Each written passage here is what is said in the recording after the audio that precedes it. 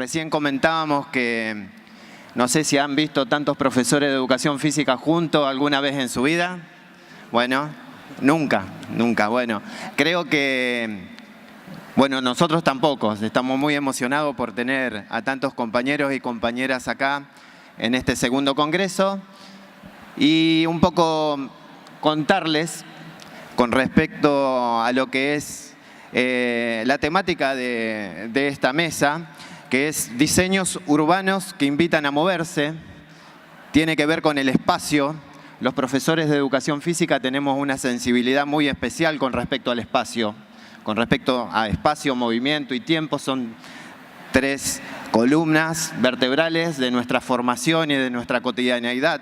Cuando llegamos a los espacios, empezamos a ver los profes de educación física columna, columna, columna, sol, sombra, peligro, posibilidad, dónde tengo que ubicar los chicos para que no le dé el sol de frente. O sea, tenemos como un sexto sentido que tiene que ver con pasar un escáner al espacio, a las posibilidades, a los peligros, a los desafíos que tenemos que afrontar. Por esto, cuando queremos pensar los diseños urbanos, creemos desde los profes de educación física que también tenemos mucho que aportar, tenemos mucho que formarnos, y por eso es que los convocamos a este conversatorio como para pensar algunas cosas que hagan a los espacios urbanos como invitadores para el movimiento. En primer lugar, Mónica Alvarado, que desempeña en la Secretaría de Transporte de la Municipalidad de Rosario, pero que también es una persona que siempre estuvo preocupada por esta temática. Y bueno, Mónica, desde una ciudad como Rosario, desde una ciudad grande, segunda ciudad del país, ¿cómo pensamos lo urbano para que invite a moverse? Hola, buenos días a todas y a todos. Bueno, la verdad que en primer lugar, muchas gracias por la invitación. La verdad que un gusto poder compartir con un auditorio tan distinto al que normalmente estamos acostumbrados, así que nos alegra mucho para invitarnos a pensar también juntos de una manera diferente. Yo creo que el gran desafío que tenemos hoy es pensar la ciudad. Porque bueno, todas las proyecciones que podemos hablan que hacia el año 2050 las 2/3 partes de la población mundial va a vivir en ciudades y las ciudades van a crecer. Y el gran desafío es pensar cómo crecen esas ciudades, porque la manera en que diseñemos ese crecimiento no es la misma, nos impacta y mucho en la manera en que nos movemos. Según cómo diseñemos esa ciudad, define la manera en que nos invita o no a movernos. Y nos invita a movernos ¿cómo? ¿En qué?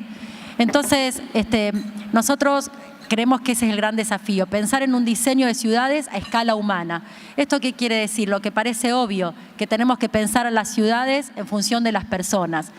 Y esto resulta fácil y no genera mucho inconveniente cuando no molestamos a nadie en ese diseño. ¿Qué quiero decir con esto? Digamos, nosotros hoy crecimos, tenemos una ciudad con 12,5 metros cuadrados de espacio verde por habitante, lo cual es un indicador importante. Estamos en la media, lo planteado por la Organización Mundial de la Salud.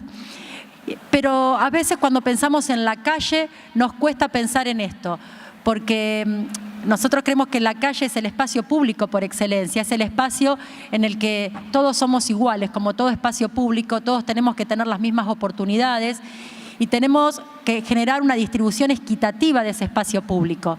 Y para eso el espacio público de la calle es para movernos. ¿Y cómo nos movemos? Y nos movemos las personas de muchas maneras. Nos movemos a pie, nos movemos en bicicleta, nos movemos en transporte público, en auto, en moto. Entonces, cuando tenemos que pensar cómo distribuir ese espacio público, lo tenemos que pensar para que nos movamos todos de diferente manera. Y tenemos como una cultura, no solamente de Rosario, sino una cultura en toda Latinoamérica, de pensar que la calle es para que se muevan autos nada más. Entonces, cuando empezamos a generar otras políticas públicas que piensen que en transporte público nos movemos más personas, que en bicicleta y a pie nos movemos y mucho, y tenemos que generar esos espacios y esos diseños para promoverlo. Nosotros desde el Plan de Movilidad y el Pacto de Movilidad venimos un eje estratégico, son 3 ejes centrales que tenemos en el pacto, pero uno es el desarrollo del transporte no motorizado. Es decir, esto de movernos, lo que llamamos hoy movilidad activa, movernos a pie y movernos en bicicleta. Pero para ello tenemos que pensar la ciudad y diseñarla para que nos invite a hacerlo. Rosario cuenta hoy con 130 kilómetros de ciclovías, lo que nos posiciona en la ciudad de Argentina, con mayor kilómetros de ciclovías por habitante. Nos posiciona en la ciudad de América Latina con mayor cantidad de viajes hechos en bicicleta respecto del total de viajes de la ciudad. Y esto no es casualidad. ¿Nos falta mucho? Sí, claro, creo que nunca podemos ser conformistas cuando gestionamos la movilidad. Tenemos que trabajar todos los días para mejorarla. Pero si logramos estos indicadores es porque hemos avanzado en muchas políticas. Políticas que van desde la infraestructura, en pensar que necesitamos ciclovías, que ese espacio se lo tenemos que restar al espacio movernos en auto y no movernos a pie, y que entonces esa convivencia tiene que ser en la calzada. Hemos generado, no solamente es moverse en bicicleta, sino es saber dónde vamos a dejar la bicicleta. Para ello hay 1.700 bicicleteros en espacios públicos, convenios con las playas de estacionamiento para que puedan estacionar en forma gratuita. Hemos implementado un sistema de bicicletas públicas que la verdad que fue el primero automatizado en el país, y la verdad que con un apropiamiento por parte de las rosarinas. Digo las rosarinas en primer lugar porque lo usamos mayoritariamente las mujeres al sistema de bicicletas públicas de la ciudad, lo cual es un indicador también no menor, porque indica que la forma en que elegimos la infraestructura y los lugares son seguras también para las mujeres. También esto de la política de la movilidad con perspectiva de género no es menor, y hay que tenerla en cuenta cuando diseñamos cómo tienen que ser las ciclovías, si tienen que ir en avenidas con iluminación o no. Son una serie de elementos a tener en cuenta para que nos podamos mover y más segura. Pero decimos que la infraestructura es condición necesaria, pero entendemos que no es suficiente. Por eso trabajamos con campañas de promoción. Y lo que le quería contar, ya que estamos en este marco, es que tenemos una experiencia también que venimos llevando adelante, que es la escuela ciclista. La escuela ciclista es para aquellas personas que nunca andaron en bicicleta, para que aprendan, y otra para aquellas que quieren afianzar. Hicimos un convenio con el ISEF, justamente con el Instituto Superior de Educación Física, para incorporar esto del ciclismo urbano, ¿no? Bueno, ha crecido muchísimo el uso de la bicicleta en la ciudad, y es importante también enseñar a andar en bicicleta en forma segura. Y más allá de estas campañas, también hemos hecho otras, que por ahí hay algunos, miren, justamente la que estamos viendo ahora, son actividades que hicimos de bicicleteadas nocturnas, justamente con la importancia del uso de las luces en las bicicletas, ¿no? Nos podemos mover y nos tenemos que mover de día, de noche en la ciudad, pero nos tenemos que mover de manera segura. Nos movemos en bicicleta, estas la verdad que son unas bicicleteadas hermosas con más de 700 participantes en cada una de ellas, y también recorridas a pie, y para ello diseñar también veredas más amplias, no solamente los espacios verdes, sino veredas más amplias que nos inviten a caminar, en forma más amigable, con árboles. Bueno, son medidas de ensanchamientos de veredas que también realizamos en las áreas centrales, donde claramente nos movemos más a pie. Creo que tanto la bicicleta como el movimiento a pie indican un diseño de infraestructura para que nos inviten a movernos de esa manera. Generan muchas miradas diferentes. Creo que tenemos que animarnos a dar el debate y a seguir trabajando en ese sentido. Así que yo, para no hacerla más larga, después cualquier cosa volvemos. Bueno, muchas gracias por ahora. Vamos a volver, seguramente si surge alguna pregunta también estaría bueno que nos la acerquen. También estaría bueno cualquier comentario, les pido por favor que no lo hagan entre ustedes porque somos muchos y el murmullo va subiendo y bueno, cuesta que nos escuchemos. Vamos a presentar a Mariana Salvador. Yo no tenía el gusto de conocerla personalmente, pero la había escuchado por la radio una vez y me llamó muchísimo la atención la pasión que le puso a la causa de la bicicleta. Yo digo, bueno, esta chica es una militante de la bicicleta. Sí. Creo, como nosotros somos en algunos puntos militantes del movimiento, tenemos aliados estratégicos como los militantes de la bicicleta. Así que es muy lindo tenerte acá. Bueno, muchísimas gracias. Yo soy una ciudadana, como todos ustedes, y vengo a hablar desde ahí. Desde que iba un día en la calle en bicicleta y casi me atropella un auto, y hoy lo puedo estar contando, y dije, ¿por qué yo tengo que vivir en una ciudad donde no me pueda mover tranquila, si no estoy contaminando, si no hago uso del espacio público? Entonces llegué a mi casa, abrí la computadora y creé una fanpage que hoy es Santa Fe en Bici. Soy la fundadora de un movimiento que promueve el ciclismo urbano que se llama Santa Fe en Bici, y que después, unidos a otros movimientos nacionales, formamos Argentina en Bici. Es decir, son movimientos nuevos, movimientos sociales de ciudadanos y ciudadanas organizadas y organizados que queremos mejor calidad de vida. ¿Y por qué queremos mejor calidad de vida? Porque nos estamos muriendo, gente. Nuestros jóvenes entre 15 y 29 años hoy se nos mueren por siniestros del tránsito, y eso no puede seguir pasando. Entonces, cuando nosotros venimos a hablar de una ciudad que invite a moverse, tenemos que hablar de una ciudad que sea democrática, donde la distribución del espacio público que se le da al automóvil particular, que es propiedad privada, sea equitativa con aquel y aquella que camina, que está usando su propio cuerpo, que favorece el deporte, la salud, que no contamina, y a la persona que se mueve en bicicleta. ¿Y por qué esto? Primero, porque tenemos una pirámide de prioridades de las que todos los gobiernos se lucen, pero que nadie realmente aplica, en donde el primer eslabón es el peatón, la movilidad asistida y la bicicleta. Porque son las partes débiles del tránsito, porque son a quienes nosotros tenemos que destinar las ciudades. Porque las ciudades hace muchísimo tiempo eran ciudades de encuentro y comunicación, en la época de la Grecia antigua, pero que después, con el paradigma de la modernidad y el uso y la veneración ridícula que le dimos a la velocidad, se dejaron de ser lugares de encuentro, lugares agradables para estar, para ser lugares de paso. Las calles se planificaron para los automóviles particulares, para que pasen las máquinas, para que pasen las cosas, y no para las personas. Y eso es gravísimo. Y estamos todos los días caminando en calles y en ciudades que fueron hechas para máquinas, que no tienen nada de... Que tienen externalidades negativas, que generan muertes, que generan riesgos, que producen contaminación, que eliminan gases de efecto invernadero que provocan el calentamiento global.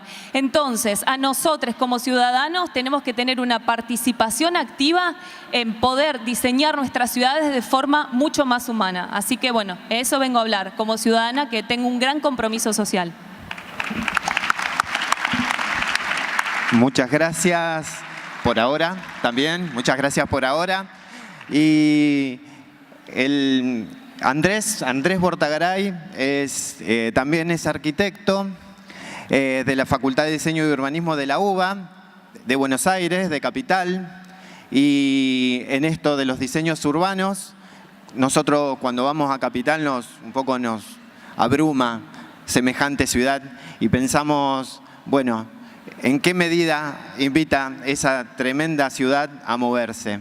Es materia de estudio de Andrés desde hace mucho tiempo, así que va a compartir algo de eso con nosotros. Y la verdad que muy inspirado de hacerlo en Rosario por cómo toma estos temas, todo el trabajo que viene haciendo la municipalidad y Mónica y los proyectos que se ven en la calle, y también por la sociedad civil activa que tenemos aquí discutiendo y que es fundamental para que todo esto funcione.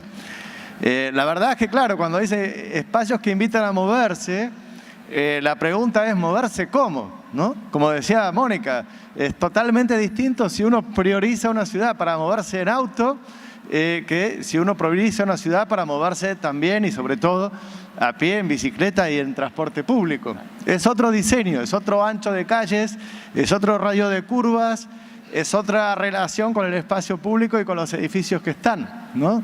Las calles son el 80% del espacio público de una ciudad, y si no las pensamos para todo no van a funcionar. Ahora, un diseño que invita a moverse no es solamente una cuestión de forma, ¿no? A uno le gusta caminar o andar en bici en una calle que tiene buenas proporciones, donde hay otra gente, donde hay intercambio, donde uno se siente seguro, no por las cámaras y los reflectores, sino por la vida que hay en la calle, donde cuando hace mucho calor hay árboles que dan sombra y resulta más agradable, y donde la vida pasa, digamos, en la calle. Y eso, digamos, cambia mucho. Hay un dato muy importante de la Organización Mundial de la Salud. Cada 5%, cada 5 kilómetros por hora que uno reduce la velocidad máxima, baja un 30% la cantidad de accidentes mortales. Como un tema de salud pública, solamente eso debería ser una pauta de diseño fundamental. Por otra parte, la cantidad de pasos que damos por día, me trato de poner un poco más en el tema de la actividad física, es fundamental. Hubo un estudio muy famoso en Japón de un médico antes de las primeras Olimpiadas en los 60. Él decía que los japoneses caminaban en promedio unos 3.000 pasos por día y tenían una tasa de enfermedades cardiovasculares, diabetes, problemas de sedentarismo muy grandes. Y él había planteado que si caminaban 10.000 pasos por día, la cosa cambiaba. Y hicieron una campaña con resultados excelentes y la copiaron en muchas otras partes del mundo. Entonces uno podría decir, por supuesto, bueno, habría que ver cuántas pedaleadas, ¿no? Pero van juntas las dos cosas. Entonces uno podría decir, ¿qué podemos hacer para que esto cambie? Y por lo pronto, también ofrecer menos ruido y una mejor calidad del aire. Y en ese sentido, además de los problemas que contaba Mariana, de los gases de efecto invernadero, ahora han aparecido estudios de los problemas de los diésel. Parece que nos tragamos una cantidad de micropartículas y gases nitrogenados que acortan nuestra expectativa de vida y crean todo tipo de problemas. No quiero amargarle el día a nadie, pero es algo de lo que tenemos que tomar conciencia. Y en ese sentido, digamos, en la medida que promovamos el tránsito no motorizado, el transporte público de calidad, vamos a tener también una mejor calidad del aire. Así que ahí también el diseño es fundamental. Por otra parte, hay otro tipo de cosas, ¿no? Más chiquitas, las rampas o la calidad de las veredas. Si va una mamá con un cochecito y está todo roto o no tiene espacio, no puede andar. Si va una persona mayor y quiere bajar la vereda y está mal, o se puede romper la cadera, o directamente puede tener un obstáculo, o también depende de cómo se combina con el piso de los colectivos. Hay realmente una cantidad de elementos del diseño que puede invitar a movernos de otra manera. Y para esta primera intervención quería también poner un punto más.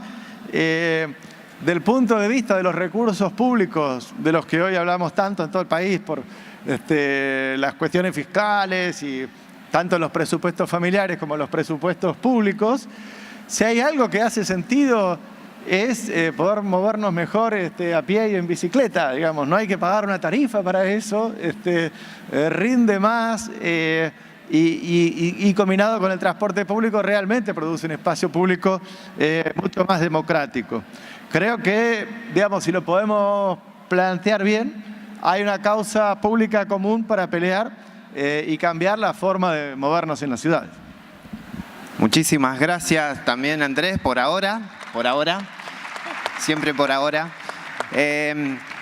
Bueno, como para continuar el debate, voy a tirar un tema, el que quiera puede tomar el guante, ¿no? A muchos de nosotros cuando vamos a Buenos Aires nos llama muchísimo la atención esas plazas públicas enrejadas. Si hablamos de invitar al movimiento, creo que esa plaza está invitando a otra cosa. ¿Cuántas de esos mensajes podemos llegar a percibir? El que anda en bicicleta, el que lleva a un chico la madre que lleva un chico a una plaza. Y entonces, como nosotros invitamos a moverse desde las ciudades, también hay un montón de invitaciones que invitan a otra cosa. Por ahí querría que hablemos un poquito qué otras invitaciones tenemos dentro de una ciudad. Si alguno quiere tomar. Bueno, hola. Bueno, a ver, las invitaciones, yo un poco para seguir las invitaciones a caminar o andar, yo digo, aclaro, ya que Mariana dice, tengo 4 hijos, así que también caminar por la ciudad con los hijos cuando son chicos nos lleva un desafío. Gil Peñalosa habla de pensar ciudades 880. ¿Qué significa esto? Digamos que si planificamos ciudades donde la puedan caminar y disfrutar niñas y niños de 8 años y personas de 80 años, implica que estamos diseñando una ciudad en la cual todos estemos incluidos. Creo que estos son elementos importantes que nos invitan a pensar entonces cómo hacemos para que nos podamos mover. Nosotros a veces mostramos unas fotos que nos sirvieron de mucho cuando estábamos trabajando en nuestro plan de movilidad, de poner el espacio que ocupan en la calle 60 personas moviéndose en auto, moviéndose a pie y moviéndose en bicicleta. Y la pregunta es, ¿en qué calle te gustaría vivir? ¿En qué calle te gustaría criar a tus hijos y poder salir a la vereda y poder disfrutar seguro? ¿En cuál de estas 3 imágenes? Y la mayoría elegimos en las imágenes en las cuales nos estamos moviendo a pie o en bicicleta. Sin embargo, esa elección parece ser buena cuando es la calle de otro y no después la calle en la cual tenemos que diseñarla entre todos y tomar estas decisiones, o sea, pasar de la teoría a la práctica, ¿no? Y creo que esto es un debate. Y otro que me permito, en función de lo que decía Andrés, es que sean inclusivas. Inclusivas habla de qué manera tener circuitos para que las veredas sean caminables, para que las personas con movilidad restringida también puedan acceder tanto al transporte público como caminando. Y andar en bicicleta, yo les cuento una experiencia que para los que no son de la ciudad, o a lo mejor los que son tampoco saben por qué tenemos bicicletas tándem. ¿Vieron las bicicletas doble que tenemos en el sistema de bicicletas públicas? Muchos piensan que es para ir con el hijo. Bueno, también puede usarse para eso, para disfrutarla, pero el objetivo fue para incluir a las personas ciegas. Nosotros trabajamos mucho con MUCAR, que es la organización que nuclea a las personas ciegas, y poder tener una movilidad en bicicleta inclusiva, la verdad que es un desafío importante. Nosotros pusimos las bicicletas 2 a prueba, con la cual las personas ciegas las probaron, nos hicieron observaciones, correcciones y después licitamos para poder tener la cantidad que hoy tenemos en todas las estaciones. Pero habla de pensar también esa movilidad activa inclusiva, ¿sí? En la cual estemos todas y todos, pero en la cual con todo tipo de discapacidad lo podamos hacer. La verdad que la experiencia cuando las pusimos de las personas ciegas, la emoción de las personas ciegas, poder andar en bicicleta y recorrer las calles en bicicleta de nuestra ciudad, la verdad que fue muy, muy motivante para poder seguir trabajando en esta línea. Así que yo le sumo también la inclusión a la mirada que estábamos haciendo. A mí me llama mucho la atención que haya plazas con rejas, me parece tremendo. Lo que me extraña más es que hemos naturalizado plazas en donde a 5 metros pasan automóviles particulares entre 40 y 60 kilómetros o más o menos, y tenemos a nuestros niños ahí jugando, que sabemos que muchas veces salen corriendo y ni saben si van a la calle o no. Me llama más la atención eso, ¿no? Cómo hemos naturalizado poder convivir y que a mayor velocidad, mayor es el número de siniestros con fallecidos y a menor velocidad, con lo cual algo que es barato es bajar las velocidades de las calles, sería un diseño que invite a moverse y que genere más seguridad en las ciudades. Eso en relación a las plazas. Y respecto a esto de la vereda rota, ¿qué pasa? A que no hay un banco, entonces una persona que no puede caminar mucho o una embarazada, que me ha pasado aumentar 20 kilos y no poder caminar 2 cuadras, entonces es que falta el banco, es que no hay veredas, pero la verdad es que muchas personas en silla de ruedas también van por la calle. Entonces, bajando la velocidad de las calles, las personas también podrían ir por ahí más tranquilas o con el cochecito. Pero no es la vereda rota, no es que falta un banco, que no hay garita para esperar el colectivo y me tengo que mojar. Entonces, en vez de ir en colectivo, qué sé yo, me voy en un taxi. No es eso, es la ideología que genera que no se invierta dinero en arreglar las veredas, en poner un banco. Porque yo les digo algo, con solo revisar para dónde va el presupuesto destinado, veríamos que no es una cuestión económica y que de hecho cambiar y hacer diseños o calles o ciudades más para las personas y que inviten al movimiento es muy barato.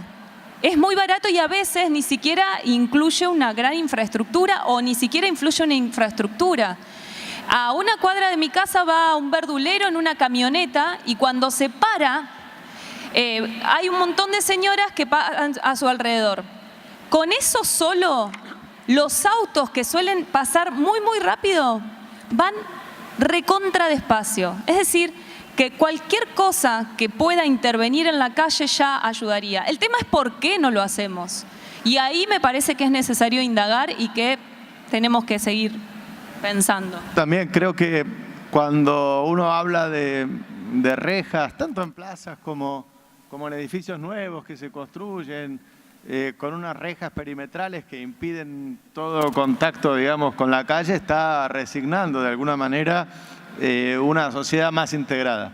En algunos casos puntuales, por problemas de vandalismo, eso había empezado y acotado, y después se generalizó sin que nos preguntemos si realmente era lo que correspondía. Pero creo que nos llevaría un poquito a la reflexión más global, ¿no? Siguiendo la charla. Si podemos poner esto en una cuestión de en qué asignamos los recursos y qué resultados sociales nos da, tenemos mucho para salir ganando. Yo me dedico bastante a ver los grandes presupuestos. Entonces dicen ahora, no, porque hay que hacer obras muy grandes, muchas veces autopistas urbanas, a pesar de que se sabe en el mundo que no resuelven ni siquiera el problema de tráfico, ¿no? Además crean otros. Y dicen, no, porque la obra pública crea trabajo. Pero la verdad que es un tipo de trabajo para empresas constructoras muy grandes, de esas que tienen muchos problemas después en la justicia, mientras que la mano de obra que genera arreglar bien las veredas o las pequeñas intervenciones realmente es trabajo intensivo, es otro tipo de cosa, y en el monto de recursos estamos hablando de cifras totalmente distintas, ¿no? Entonces creo que, y otra vez acompañadas del arbolado y de temas de gestión. No sé tanto cómo pasa en Rosario, pero por ejemplo en Buenos Aires a las motos se les ha dado, que está bien, la moto un poquito mejor que el auto, peor que la bici, pero se les ha dado por estacionar en la vereda. Digo, ¿por qué le sacan el espacio al peatón y no el espacio a los otros autos que tienen que estacionar? Digamos, a mí me parece que el diseño también va muy asociado a la gestión. Bueno, ya que tomás el tema de la gestión y cómo derivó un poco el debate, yo creo que, bueno, estamos ante un auditorio de 3.000 docentes y también reivindicar el rol de la educación, de la formación. Porque podés tener muchos recursos, pero si no hay formación, es muy difícil poder transformar las realidades urbanas. En Rosario se está haciendo una experiencia de calles recreativas y quizás no sea lo que Mariana propone. Un momento determinado de la semana, un horario y una calle, pero creo que es un buen comienzo. No sé si, Mónica, vos nos podés contar un poco. Creo que es un buen comienzo y como cuestión pedagógica me parece que es muy fuerte. Bueno, sí, yo creo que son acciones complementarias, ¿no? Que no son contradictorias, sino que son complementarias y que todos van en busca de mejorar y pensar la ciudad en que nos podemos mover. Y Calle Recreativa, para quienes no la conocen, una experiencia que venimos realizando en la ciudad, que tampoco fue sencilla y es barata, como dice Mariana, más allá de las horas extras de los inspectores, es barata, pero bueno, generó muchos problemas al momento de inicio, hasta que hoy creo que es un ícono en la ciudad. Son 28 kilómetros en los cuales los días domingo se cierra al transporte motorizado, es decir, solo nos podemos mover a pie, en bicicleta, con skate. La verdad que es un espacio maravilloso, pero que nos invita a reflexionar que se puede moverse, y lo que me parece importante rescatar, y como ya lo vienen ampliando, la fuimos ampliando, ya hoy tenemos más kilómetros sobre calle Pellegrini, a pedido de los propios vecinos, cosa que en otro momento esto hubiese parecido inimaginable, que estén de acuerdo con cerrar la calle a que no circulen autos.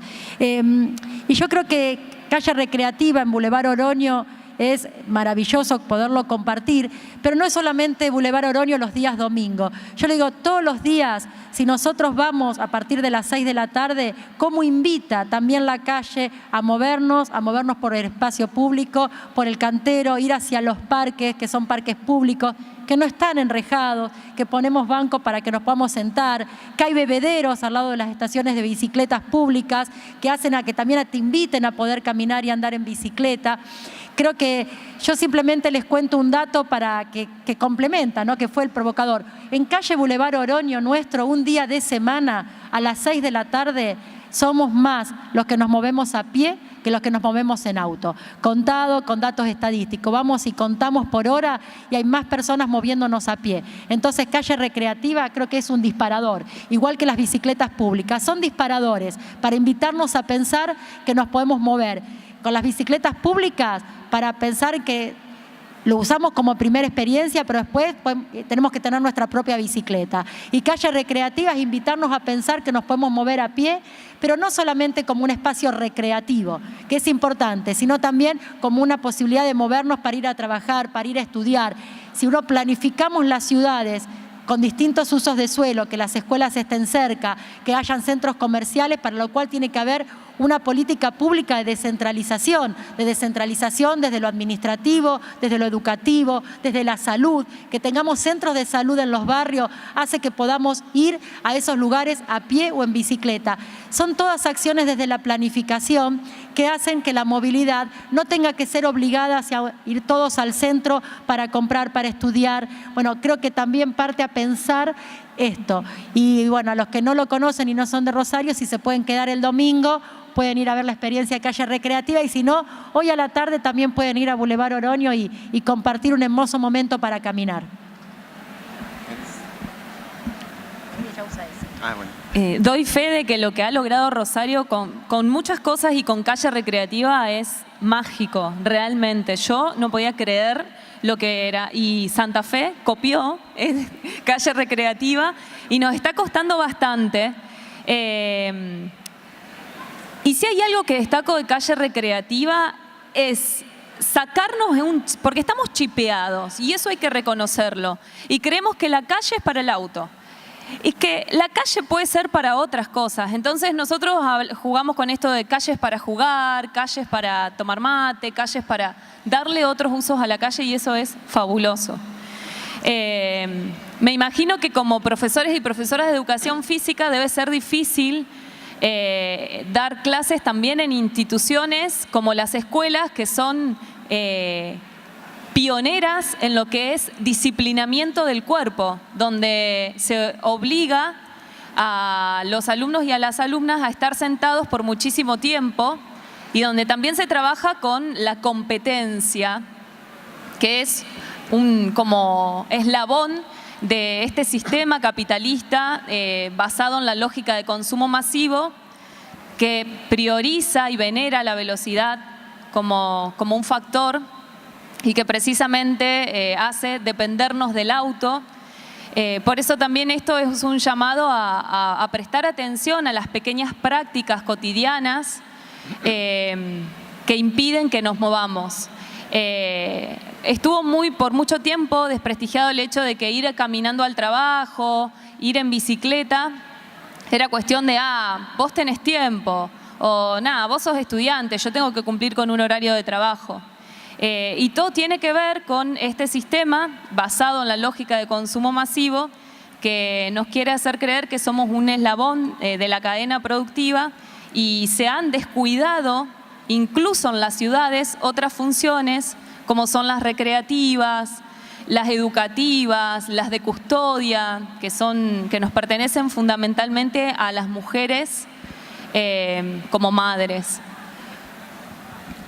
Sí, me parece fantástica la experiencia de las calles recreativas. También en varias ciudades hacen lo del día sin auto y sale completamente, inclusive en grandes ciudades como París.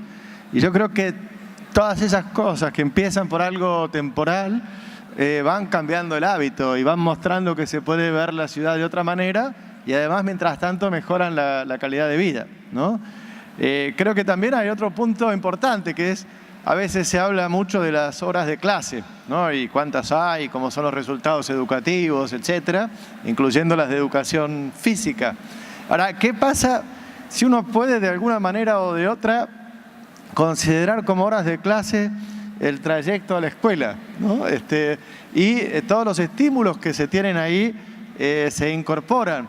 Un amigo en Santiago de Chile, Óscar Figueroa, había trabajado con los alumnos y veía que cuando le pedían que dibujen el camino a la escuela, los chicos que llevaban en auto dibujaban los dedos de los padres en el volante y los otros dibujaban una cantidad de cosas que veían y todo. Y de hecho en Dinamarca, por ejemplo, tienen para los chicos del jardín de infantes, insisten mucho en las escuelas en el bosque, que los llevan ahí afuera, aún en el invierno, porque dicen que hay muchos más estímulos y que estar encerrado en el aula te produce limitaciones, ¿no?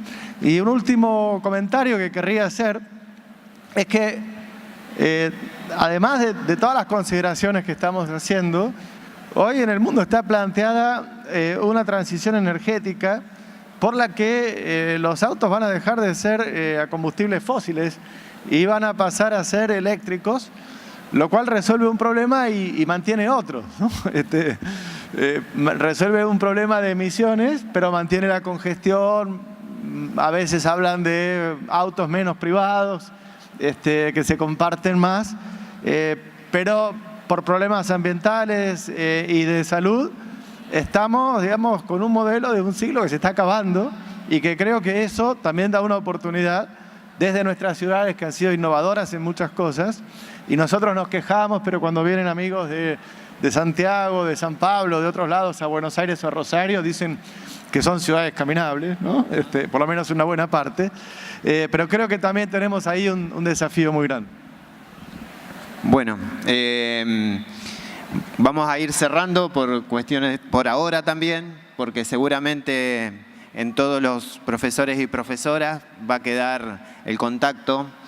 Creo que ha sido muy positivo hasta este intercambio, más que nada por darnos cuenta, porque por ahí el profesor de educación física piensa que es el único que invita a moverse. Si realmente queremos una sociedad menos sedentaria, desde todos los lugares tenemos que enviar mensajes para poder lograrlo. Y creo que en esta mesa se vio que somos muchos los que estamos pensando en ese tema. Desde los diseños urbanos, desde los diseños institucionales, desde las políticas públicas. Así que yo les quiero agradecer en nombre de la organización del Congreso, en nombre de todos los profes, y les pido un fuerte aplauso a ustedes.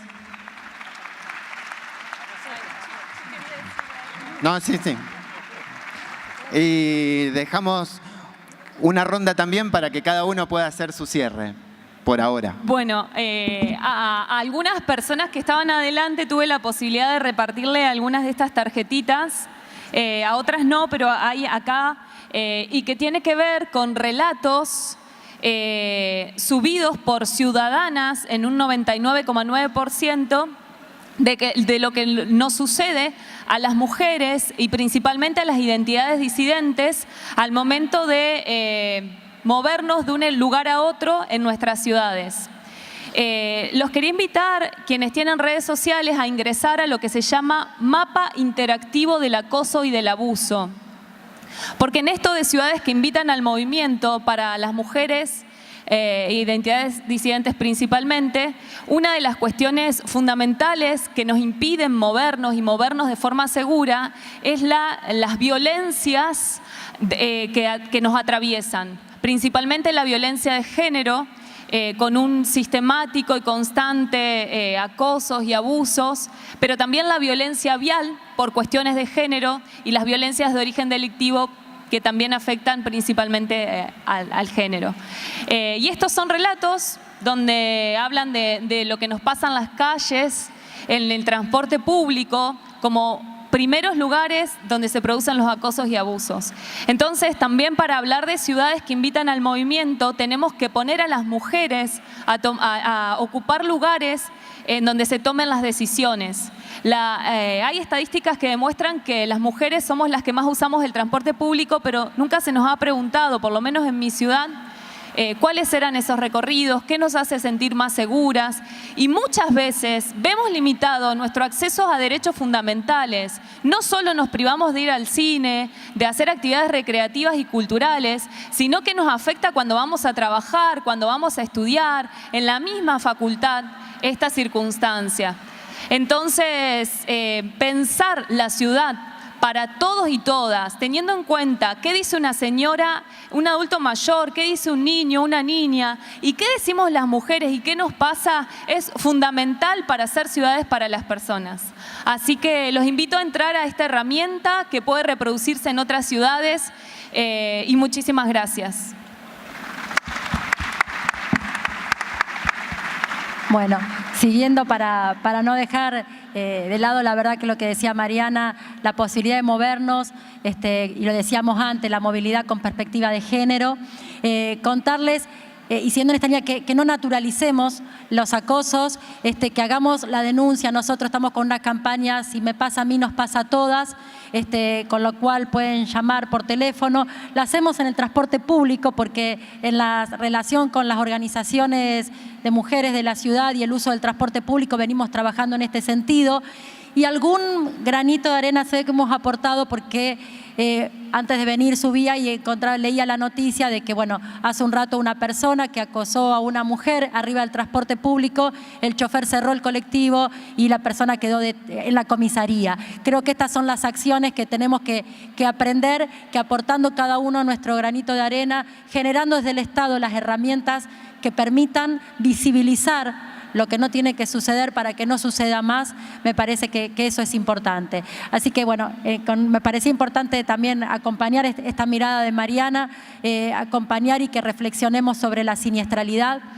Nosotros creemos que no son accidentes porque se pueden evitar, sino que son siniestros los que se producen y los que se nos están muriendo cada vez más personas en las ciudades, y que nos tiene que invitar a reflexionar, que tenemos que bajar las velocidades, que tenemos que pensar en las ciudades para las personas, a movernos de una manera seguros todas y todos. Y invitar a una pequeña reflexión.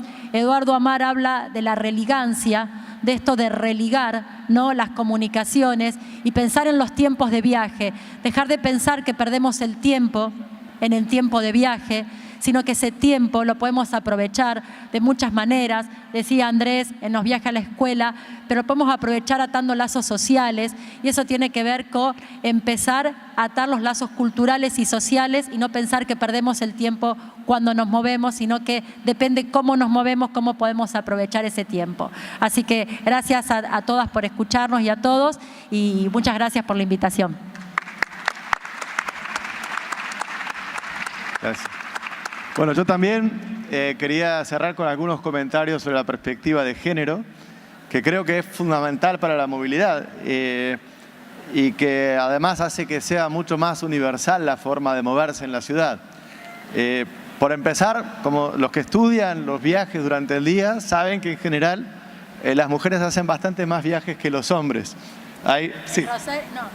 Dale. En Rosario las mujeres realizamos más viajes en los modos sustentables, es decir, ya sea transporte público, bicicleta y a pie, y los hombres realizan más viajes en auto. Exacto. Esos son los números de nuestra ciudad. Exacto. Y además en general más viajes, no solamente en transporte Y más público. viajes y los autos con menos gente por viaje, Exacto. por auto. O sea, 1.4 personas por auto en nuestra ciudad es la ocupación, que es esta forma inequitativa de distribuir el espacio del que hablábamos. Exacto, así que ahí hay un dato fundamental para democratizar los recursos y el espacio en la ciudad. Eso primero. Segundo, nosotros hemos planteado, por ejemplo, hemos hecho un relevamiento de los accesos por autopista a la ciudad, que a mí me impresionan todavía más que las rejas de las plazas, porque eso sigue corta todo el día. Las rejas dentro de todo se pueden abrir, pero igual, ¿no? De todos modos, era 80% de los que entraban eran hombres manejando y 20% mujeres manejando, mientras que en el transporte público es 50 y 50. Una vez salió en el diario a raíz de una encuesta, decía, ellas prefieren el transporte público. Claro, lo que no decía era si se consultaba democráticamente en caso de haber un auto en el hogar a quién le tocaba, ¿no? Y creo que realmente hay que ponerlo en el debate también. Y después, otra cuestión más, una experiencia también en Santiago. En un momento no había más conductores de ómnibus hombres.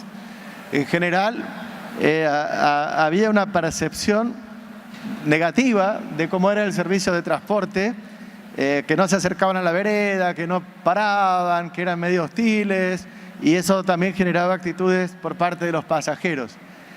Y en verdad, no porque se lo plantearon, sino porque no conseguían, empezaron a haber muchas choferes mujeres. Pero generó un cambio total de actitud en la gente. Se acercaban a la parada, eran respetuosas, y la gente también reaccionó de la misma manera, ¿no?